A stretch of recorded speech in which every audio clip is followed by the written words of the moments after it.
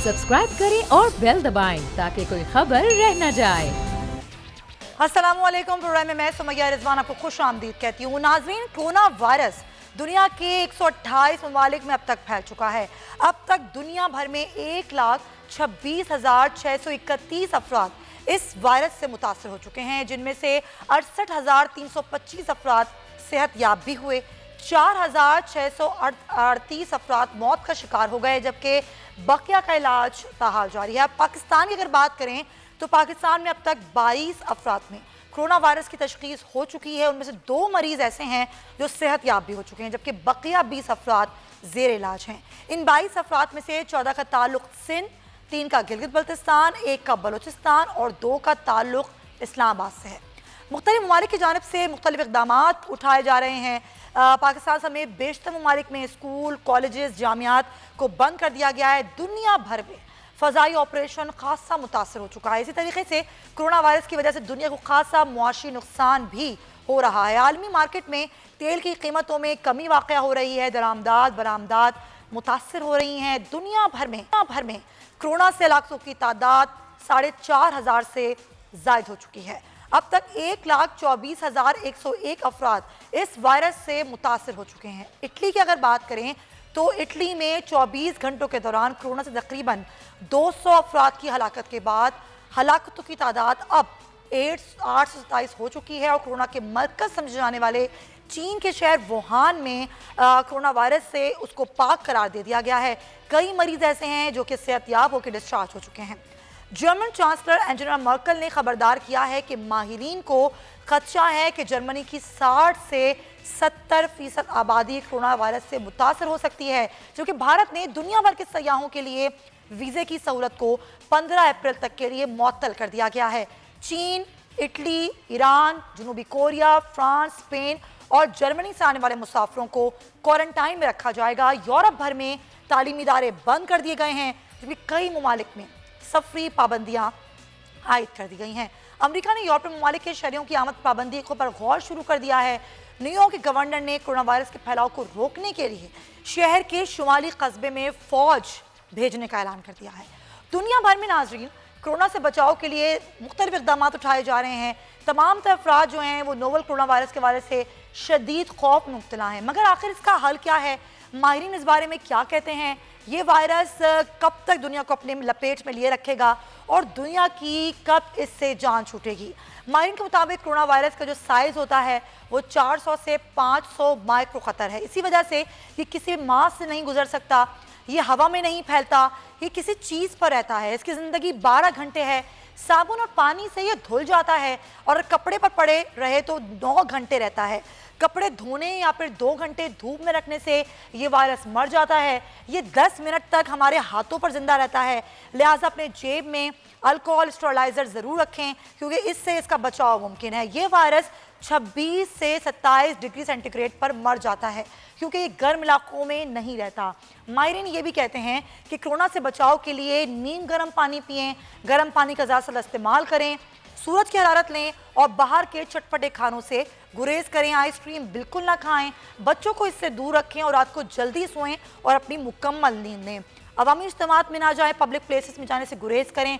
हाथों को ज़्यादा से ज़्यादा धोएं और चेहरे को छूने से गुरेज करें। वो तमाम इक़दाम हैं जिससे हम इस वायरस से बच सकते हैं। और अगर आपने कहीं सफ़र किया है, आपकी कोई ट्रैवल हिस्ट्री है इन 14 से 15 रोज़ की, तो आप खुद भी अपने आप को क्वारंटाइन करें। आपका खुद भी ये फ़र्ज़ है कि आप इस वायरस से बचाएं। ज़ाहिर तालीमी इदारे बंद हैं। अगर हम पाकिस्तान की बात करें, ख़ासतौर पर सिंध की अगर बात करें, तो अब तक जो इतलात मौसूल हो रही हैं वो यही हैं कि 16 मार्च तक तो स्कूल जो है वो खुल जाएंगे।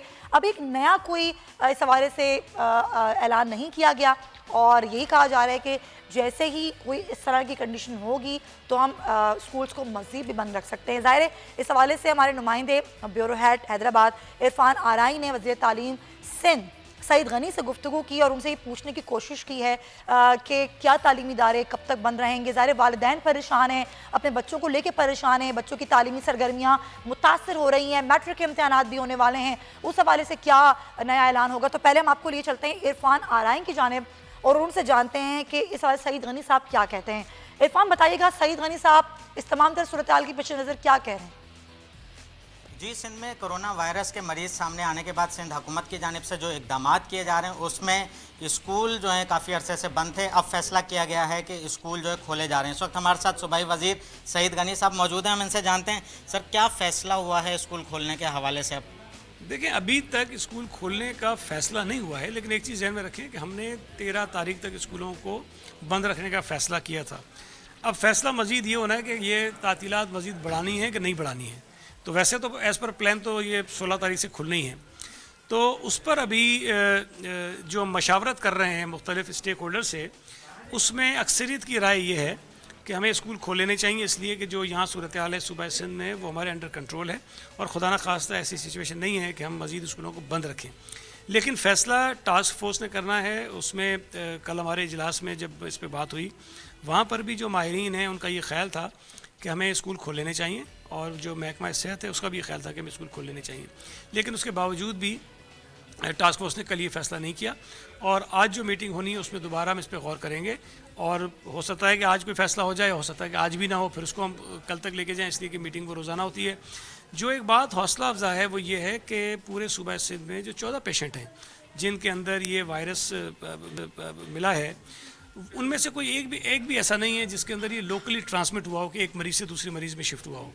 یہاں 14 کے 14 مریض ایسے ہیں جو کسی نہ کسی ملک سے باہر سے آئے ہیں, موسٹلی ایران سے آئے ہیں, اور کچھ جو ہے وہ سیریا سے, دوحہ سے, کہیں نہ کہیں سے ہیں. تو جتنے بھی پیشنٹ ہمارے پاس ہیں وہ یہ وائرس باہر سے لے کر آئے ہیں.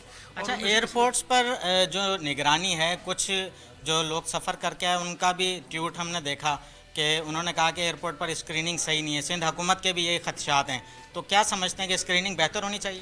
دیکھیں ہونی چاہیے بالکل, اور یہ بڑی ذمہ داری کی بات ہے. لیکن ہم نے سندھ حکومت نے یہ کیا ہے کہ کراچی ایئرپورٹ پر صوبائی حکومت کا جو محکمہ صحت ہے انہوں نے اپنے کاؤنٹرز بھی لگا لیے ہیں, تاکہ امیگریشن سے جب پیسنجرز نکلیں گے تو جو ہیلتھ ڈپارٹمنٹ ہمارا ہے ان کے بھی جو ہمارے ڈاکٹرز ہوں گے, جو ہمارا اسٹاف ہوگا, وہ اپنی اسکریننگ بھی کرے گا. تاکہ سندھ حکومت بہت متحرک نظر آئی ہے, کافی بڑے پیمانے پر اقدامات بھی کیے گئے ہیں.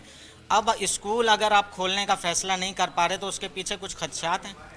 نہیں دیکھیں, ایک یہ سینسیٹیو ڈیسیشن تو ہے نا, ظاہر ہے دنیا میں کچھ اور چیزیں ہو رہی ہیں. ہم ایک مشکل فیصلہ ہمارے لیے ہے, حالانکہ آسان سا کام ہے, مزید چھٹیاں کر دیں, نہ کھولیں, ہم سکون سے بیٹھے رہیں. لیکن اگر ہم اتنے کانفیڈنٹ ہیں کہ ہمارے یہاں چیزیں انڈر کنٹرول ہیں اور ہم اس پوزیشن میں ہیں کہ اسکول ہم کھول سکتے ہیں, تو یہ ہم ایک مشکل فیصلہ کرنے جا رہے ہیں. اب اگر مشکل فیصلہ ہوتا ہے تو اس کو بار بار ذرا دیکھنے کی ضرورت ہے. ماہرین سے مشاورت کر رہے ہیں اور اس کے بعد ہم یہ فیصلہ کریں گے. حیدرآباد میں ایک کیس آیا ہے, مگر اس خاتون کو آئسولیشن وارڈ تک لانا انتظامیہ کے لیے بہت بڑا مسئلہ بنا. بہت شکریہ. سعید غنی صاحب جو ہیں وہ تمام تر صورتحال سے آگاہ کر دے. پروگرام سے اب تک کے لیے اتنا ہی. اپنا بہت خیال رکھیے گا. اللہ حافظ.